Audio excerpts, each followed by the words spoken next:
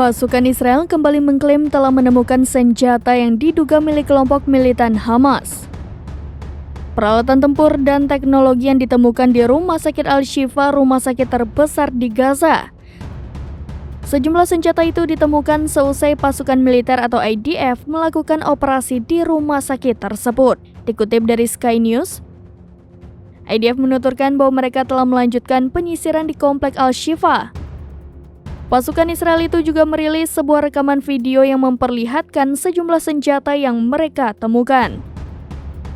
Sebelumnya disebutkan bahwa saat tentara Zionis masuk ke kompleks Al-Shifa, mereka baku tembak dengan Hamas. Kemudian mereka menemukan aset-aset teknologi serta peralatan militer dan tempur di sebuah ruangan.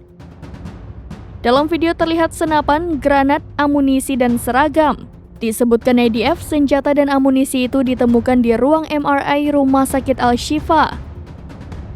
Sejumlah senjata tampak disimpan di belakang mesin MRI rumah sakit tersebut.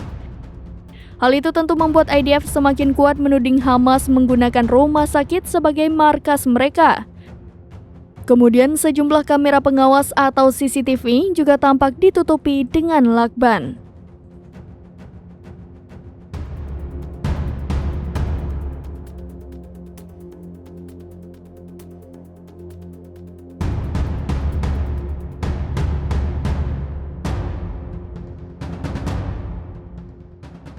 Download Tribun X sekarang, menghadirkan lokal menjadi Indonesia.